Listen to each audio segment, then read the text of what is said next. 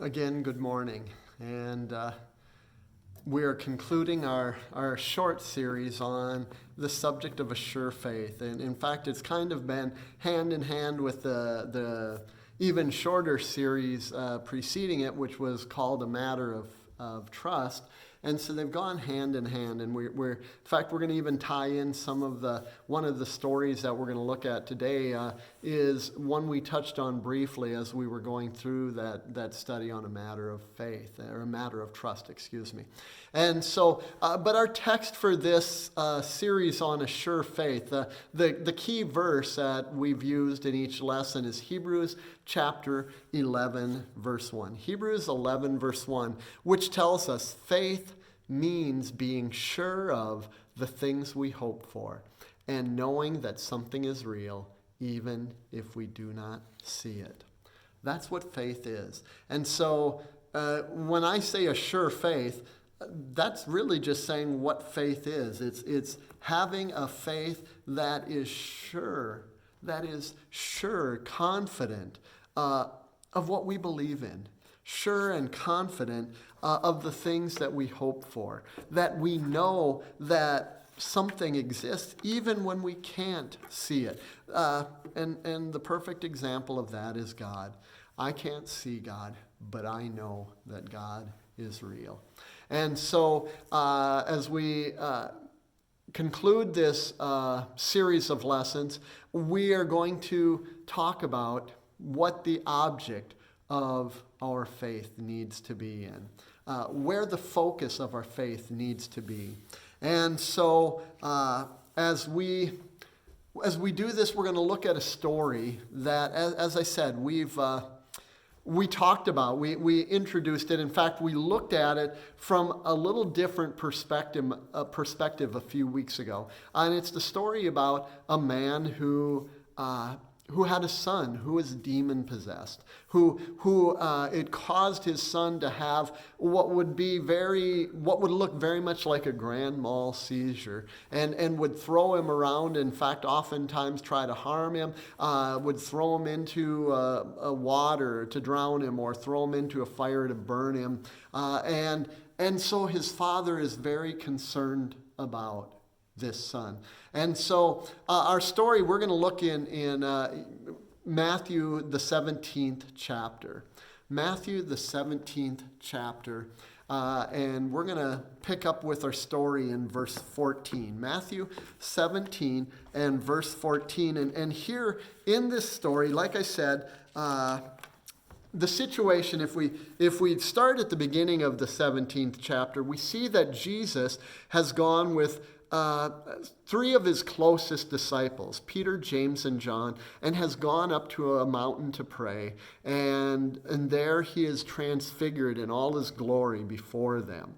Meanwhile, the rest of the disciples, apostles, are left down in a village, and that's where our story takes place.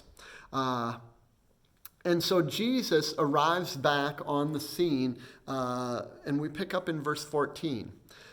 So this is Matthew 17, verse 14. It says, when they, would be Jesus, Peter, James, and John, when they came to the crowd, a man approached Jesus and knelt before him. Lord, have mercy on my son. And so before we go on, just to get the understanding what's going on here, this man has this son that has this possessed by a demon, and he's come to the apostles, and Jesus wasn't there, and he wanted Jesus to heal him, so he'd asked the apostles to do it. And so let's see how he explains this.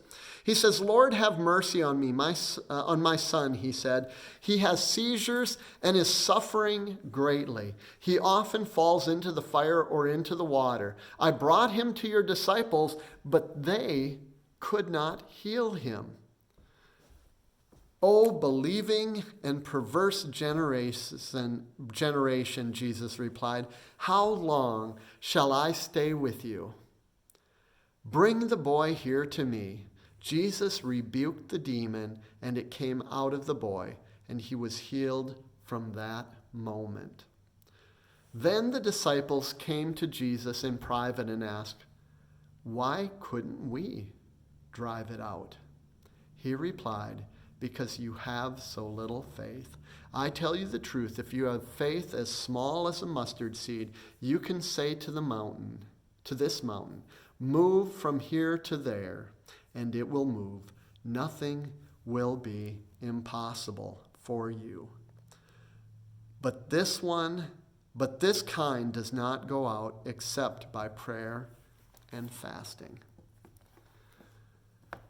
So, we looked at this story a few weeks ago, and when we looked at it then, our focus was on the father of this boy that's possessed by a demon. And we looked at his faith, and we saw this faith that believed that Jesus was able, or at least hoped that Jesus was able. And we looked at it from Mark's, the Gospel of Mark's account of this. And he came to Jesus and said, if you can, heal my son. And that's where Jesus turns to him and says, what do you mean, if I can?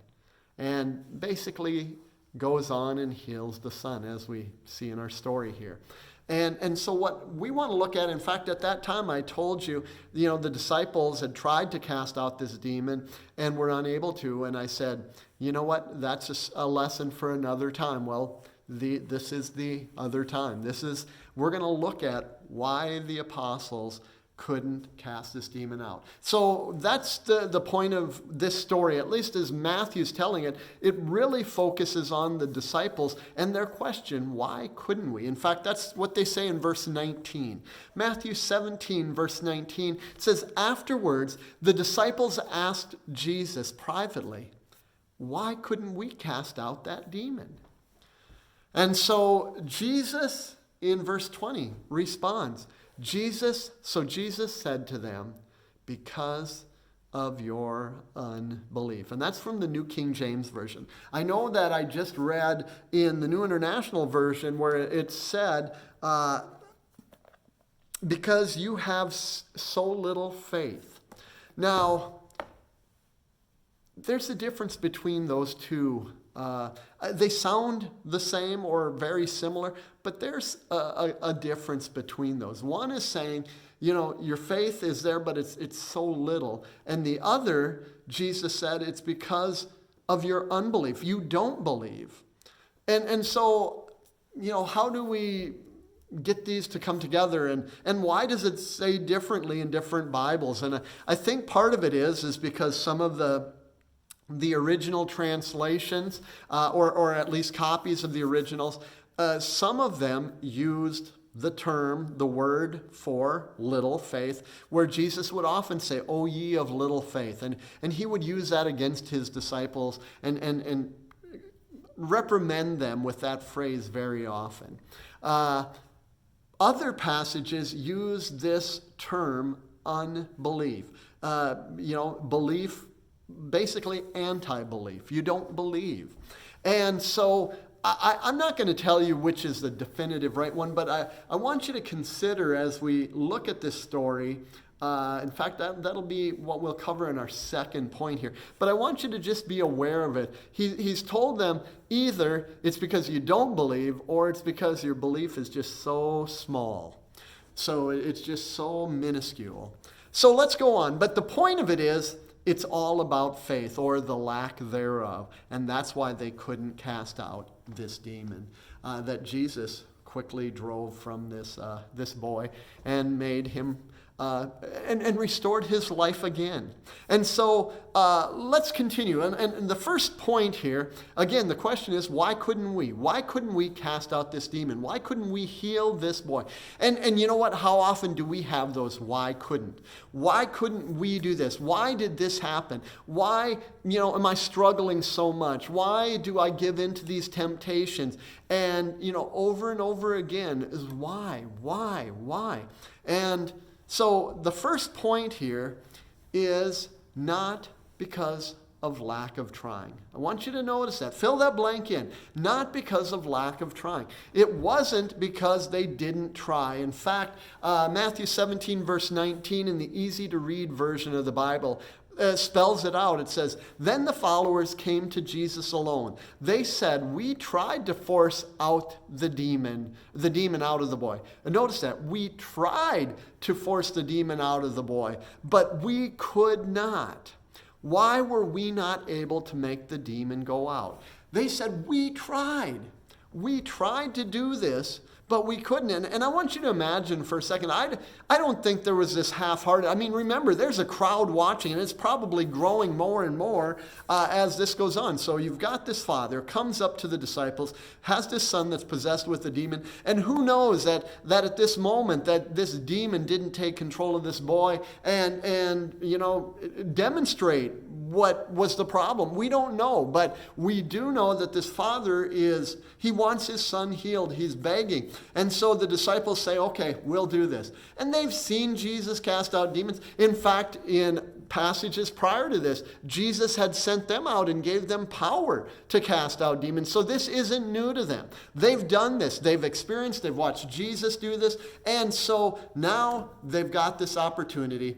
And so they go to cast out demons. And, and maybe it started with, they said a prayer and said, just, Lord, take this demon out of this boy. And didn't happen. So then they maybe get a little more forceful and then they touch him. And, the old faith healer type, touch him on the forehead, push him back, be healed. Didn't work. And we don't know what all they tried, but it seems to indicate they tried. And I want you to consider this. Jesus did not say, you didn't try hard enough. The problem wasn't their lack of diligence. Jesus didn't say, you say the wrong words when you pray. The problem wasn't about the method, the way you pray.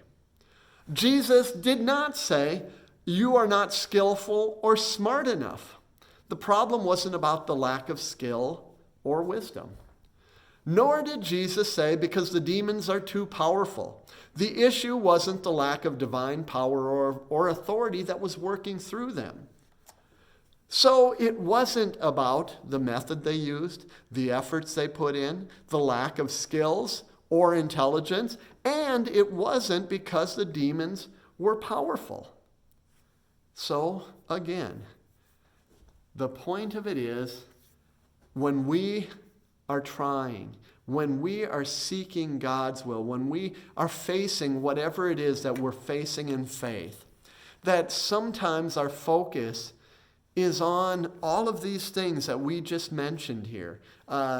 Things like, our methods, or our effort, or our skills or intelligence, or even the circumstances, the one that we're facing, the obstacle we're facing, and how big or how strong or how powerful they are. And all of those things, I think, are things that we so often focus on.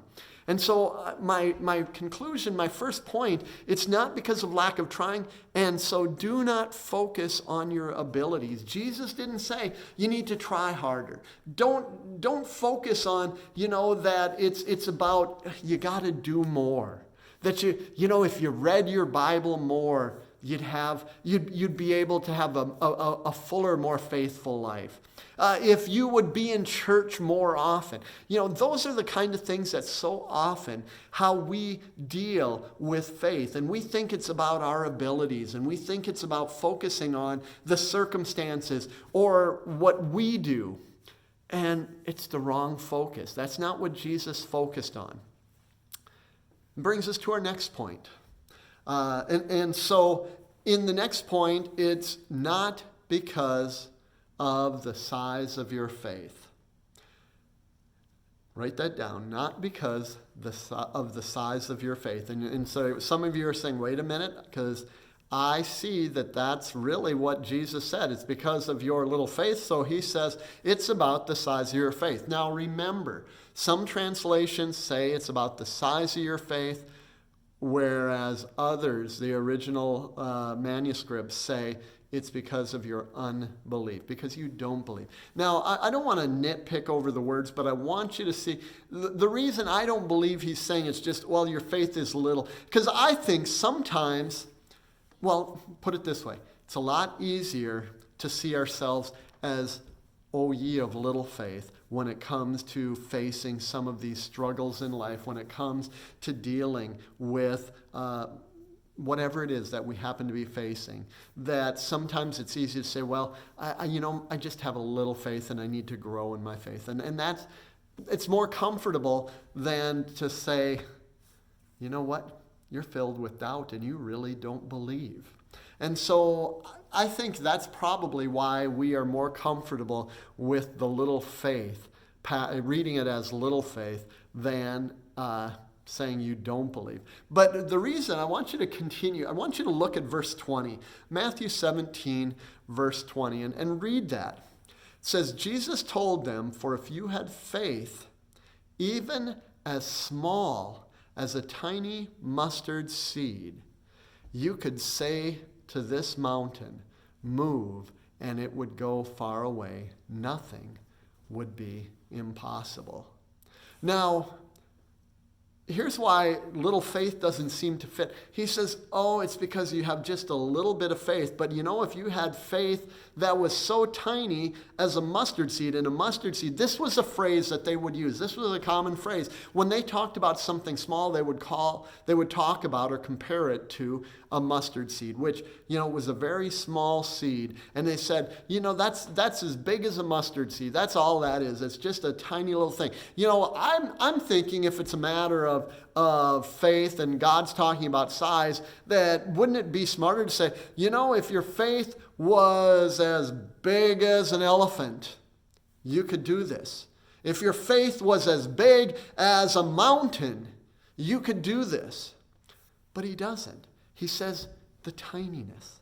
And so either way you understand this, whether it's you have so little faith or you have unbelief, the point of it is their faith is so small that it is smaller than what they considered the smallest thing.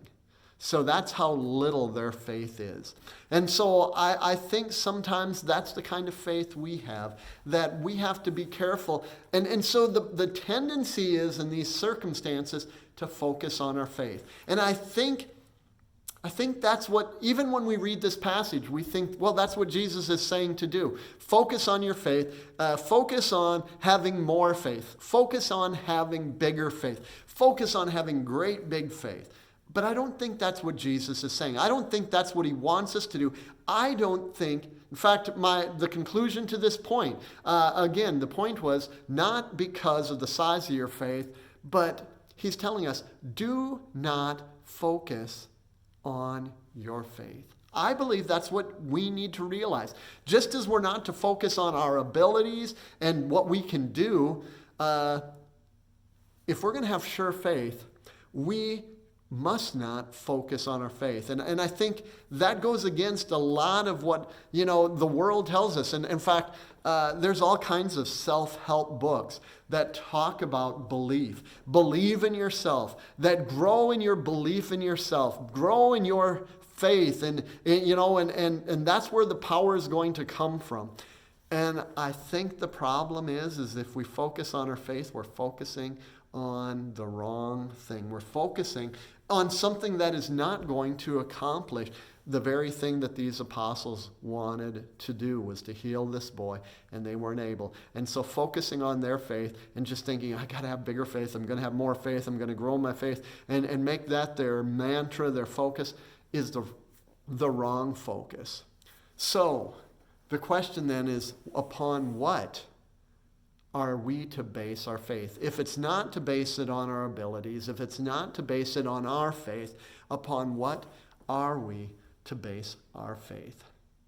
And in Mark chapter 11 and verse 22, Mark chapter 11 and verse 22, in a similar story, this is the story we looked at a few weeks ago about Jesus and the fig tree.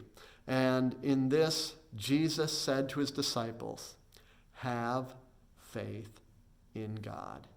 There's where our focus needs to be. There's where the basis for our faith needs to be. It's not in having greater faith. And so I think the problem is sometimes when we focus on our faith, you're not going to grow. You will not grow in your faith if your focus is on your faith. But you will grow in your faith if your faith is in God. Remember that. Don't focus on your faith. Focus on your God, and your faith will grow. And so notice how he concluded that story there in Matthew 17. Notice what he said to the disciples. He says, because you have so little faith, I tell you the truth. If you have faith as small as a mustard seed, you can say to this mountain, and I picture him pointing over at the mountain, maybe the very mountain he had just been on and had been transfigured before his closest followers, Peter, James, and John. And I imagine him pointing at that mountain. He says, you could say to this mountain, move from here to there, and it will move. Nothing will be impossible to you. I don't think he's saying, focus on your faith and make sure you have a great big faith. In fact, he says, you don't need a great big faith. You just a tiny mustard seed faith in a big God. A little faith in a big God will move mountains. A big faith in anything but God is not going to accomplish anything. And so let's remember that. Sure faith, and this is our final point here, sure faith in God can move mountains. And there's a debate on what is this talking about. In fact, one of the stories I read saw that the word for mountain is similar to the word for mule, and so they tried to make it so that actually what it meant is, you can move a mule, a stubborn mule, and I don't think that's the case. I don't think that's what Jesus was saying here. I think Jesus was saying you can move mountains. Not because of your faith, but because the big God who your faith is in, and he can move mountains. Remember what he said? Nothing is impossible for me. That's what we saw in our lesson last week. Nothing is impossible for our God. So our God can move mountains, and we just have to have faith in him and faith in his will and faith in his working. And that's the kind of faith that is a sure faith, is a having faith in God. And so as we wrap up, I want to read Ephesians chapter 3 and verse 20, one of my favorite verses in the entire Bible. Ephesians 3:20 says, glory belongs to God, whose power is at work within us. By this power, he can do infinitely more than we can ask or imagine. Listen. It's all about God's power. All we can do is put our faith in that God, that big God, and that big God can do amazing things. And so he can use that power working through us. And that will happen in our individual lives, and that can happen in our church. If we as a church will put our faith in a great big God, then God can turn the world upside down with just a small group of people going out and sharing their faith, sharing the good news of Jesus. And because their faith is in a big God, God can do big things. And let's go out and put our faith in a big God and watch what God can do as he turns this world upside down with his good news. And you know what? That kind of church can't keep from growing. And in fact, it will. We see it happen again and again. That kind of a church with that kind of faith in a big God, complete that sure faith in a big God, God will do amazing things. So go out there and have that kind of sure faith and watch what God can do, because the power is in him and our faith needs to be in him. God bless. Have a great week.